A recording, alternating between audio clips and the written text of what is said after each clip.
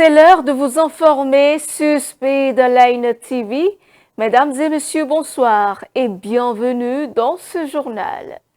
Dans les titres de l'actualité, après de longues heures de discussion marquées par de vives tensions, le Conseil national du Parti Les Démocrates a finalement tranché. Les participants ont décidé du remplacement de Boni Yayi à la tête du parti pour lui succéder. Le choix s'est porté sur l'ancien député Nourenou Achadé. Hier, le monde a célébré la journée mondiale de la météorologie.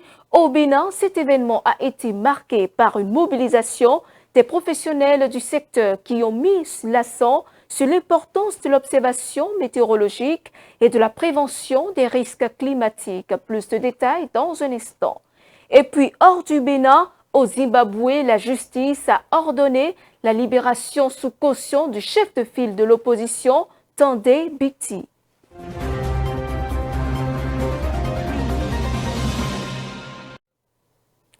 À quelques semaines de l'élection présidentielle du 12 avril 2026, le parti d'opposition, les démocrates, a levé le voile sur sa stratégie électorale.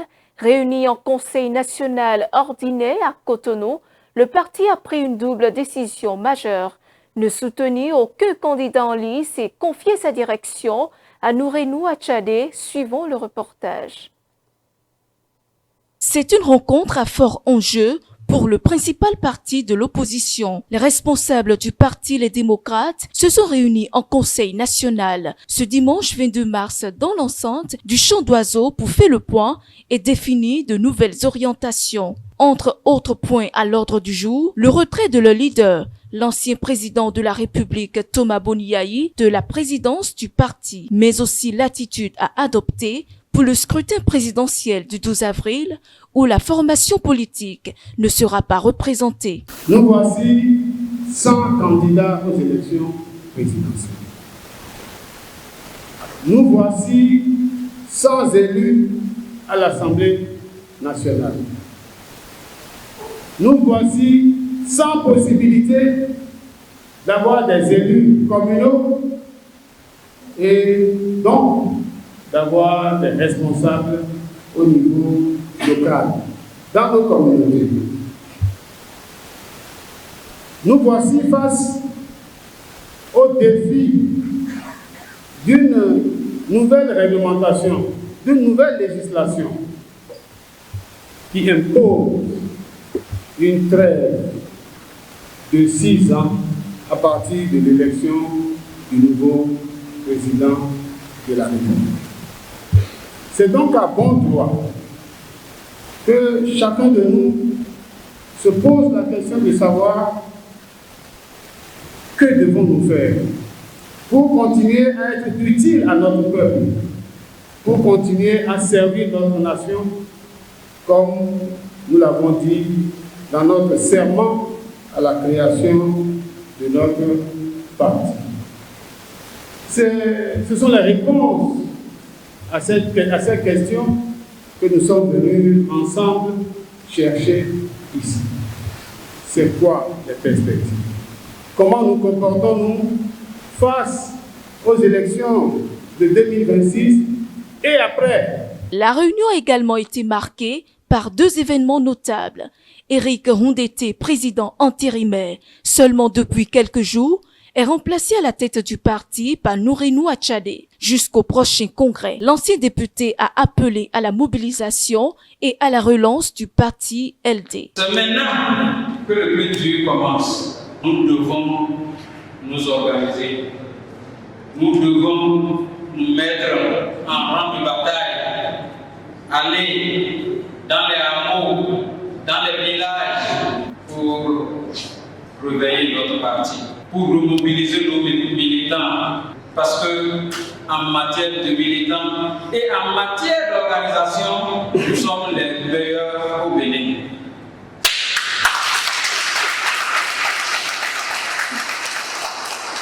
Je vous assure, ce n'est pas pour flatter les camarades qui ont quitté les démocrates pour aller ailleurs en témoigne. L'organisation que vous avez au sein du Parti des démocrates n'existe nulle part. Et avec ma présidence, je vous promets que nous allons améliorer cette organisation. Nous sommes des politiques. Nous devons agir en politique en étant très proches de notre population. Ils ont 17 ans. 7 ans, c'est tout à l'heure. Mettons-nous au travail.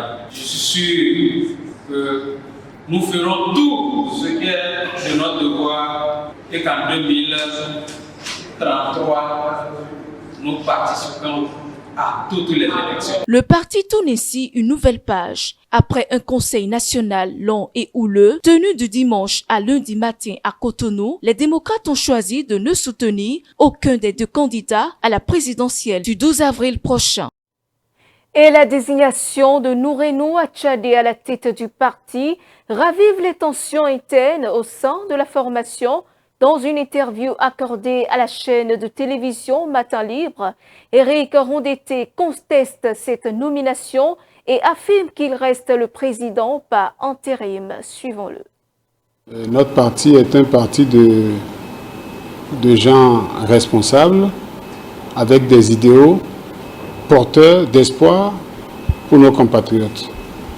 C'est pour ça que nos travaux d'hier, en ma qualité de président par intérim qui a convoqué et conduit les travaux, j'ai insisté sur la nécessité pour nous tous de rester attachés et conformes au texte que nous nous sommes donnés. Ces textes commandent un certain nombre d'attitudes et ces textes commandent que lorsque nous voulons donner des sanctions à certains de nos camarades, lorsque nous devons constater des départs, que nous les fassions suivant des procédures régulières, conformes au statut, conformes au règlement intérieur. Et en ma qualité de président, j'avais à insister pour que ces dispositions soient respectées. Malheureusement, ceux qui avaient un agenda différent de l'agenda des militants du parti, ceux qui étaient mandatés par une ou des personnes de l'ombre, ont cru devoir tordre le cou à nos procédures. C'est ainsi que, après avoir convoqué les travaux, après les avoir présidés, j'ai observé qu'il y avait un peu de perturbation dans la salle à un moment donné, et j'ai levé la séance. Il y a eu une volonté de tordre le cou à nos dispositions pour faire une marche forcée vers le remplacement ou la nomination de certaines personnes en toute violation de nos dispositions réglementaires et statutaires. Garant justement de respect de l'application des textes, et je ne pouvais pas laisser passer ce genre de choses.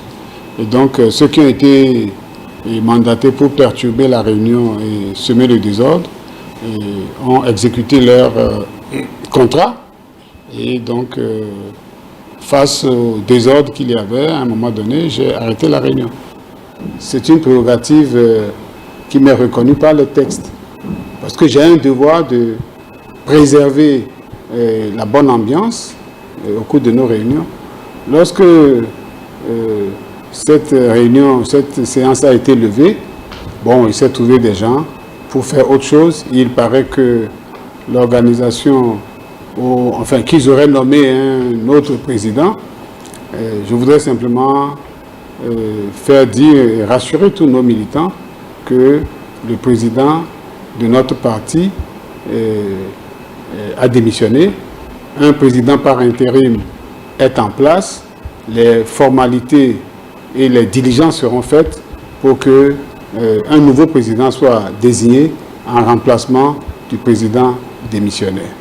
C'est ainsi que ça sera fait. Je comprends que les émotions, les ambitions démesurées, les prétentions exagérées s'emparent de certaines personnes. Les agendas qui ne sont pas ceux du parti s'emparent de certaines personnes qui commettent ce genre de forfaiture. l'ordre et la discipline seront rétablis au sein du parti. Éric Ndoundete reste et demeure le président par intérim du parti jusqu'à ce que une session extraordinaire convoquée à cet effet connaisse de la suite de la procédure. Voilà ce qui arrivera. Et je voudrais inviter tous les militants de notre parti au calme et à la sagesse. Nous avons fait le vœu, l'option, le serment d'être des citoyens républicains exemplaires. Nous le serons. Et dans un tout autre registre, à présent, la Journée mondiale de la météorologie a été célébrée ce lundi Météo Bénin avec le soutien technique et financier de l'Organisation des Nations Unies pour l'alimentation et l'agriculture a organisé un atelier dédié aux échanges et réflexions sur le rôle stratégique de l'observation météorologique dans la prévention des risques. Romaric Dossard, Bernardin Bonougo pour le reportage. La journée du lundi 23 mars 2026 n'a pas été de tout repos pour les professionnels de la météorologie du Bénin et les partenaires techniques et financiers. Placée sous le thème « Observer aujourd'hui, protéger demain », la journée météorologique mondiale 2026 a été un moment idéal pour ces acteurs de mûrir des réflexions autour de cette thématique. Au Bénin, elle prend une résonance toute particulière. Le thème de cette année nous interpelle collectivement. Observer aujourd'hui pour protéger demain, c'est une responsabilité partagée. C'est pourquoi je voudrais lancer un appel à l'ensemble des acteurs nationaux à intégrer pleinement l'information météorologique et climatique dans les politiques, les investissements et les pratiques sectorielles. Aux partenaires techniques et financiers, à poursuivre et renforcer leur accompagnement aux côtés de Météo Bénin, au secteur privé à engager davantage en reconnaissant la valeur stratégique des services climatiques pour la sécurisation de leurs activités économiques. À chaque citoyen à prioriser l'information météorologique comme un outil de protection et d'adaptation.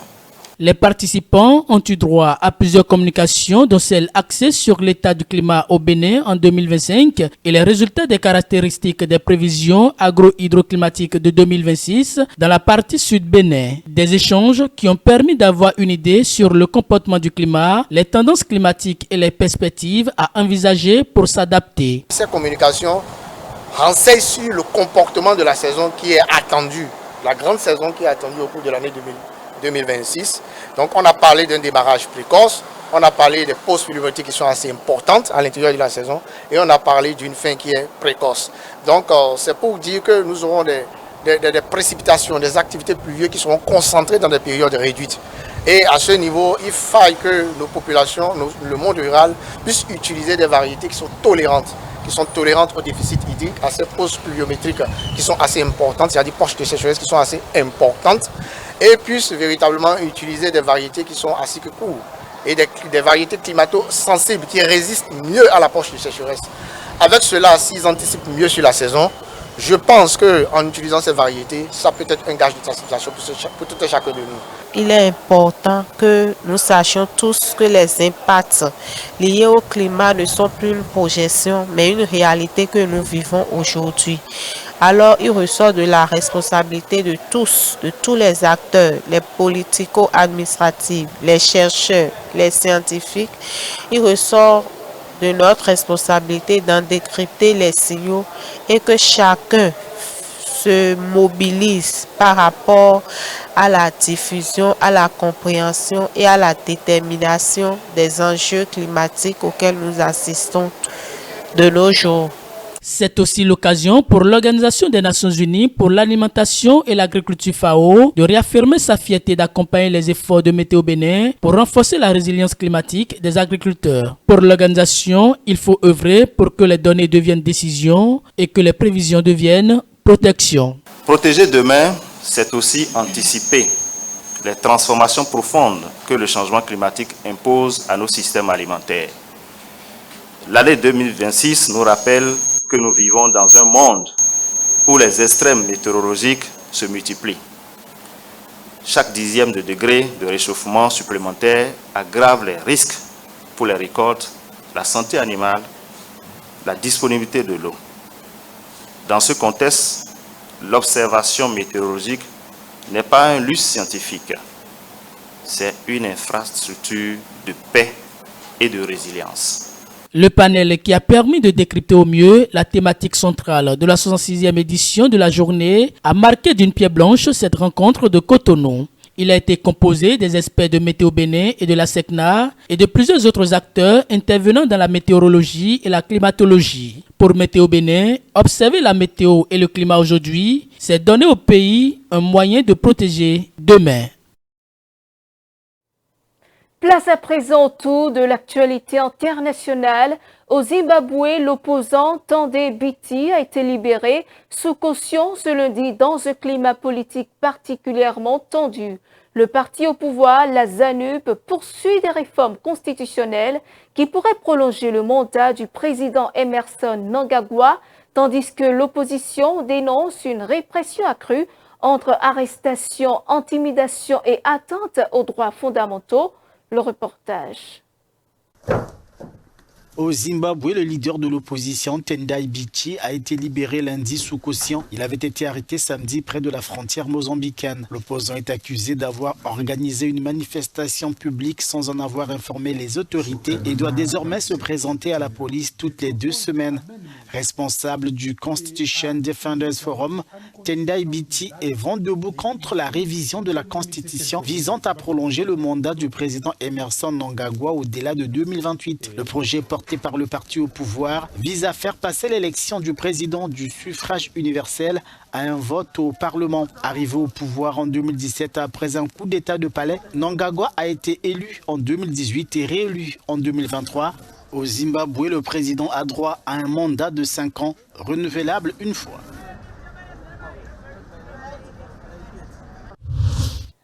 Donald Trump a fait volte-face alors que le président américain menaçait de bombarder les centrales électriques iraniennes si Téhéran ne débloquait pas le détroit d'Ormuz.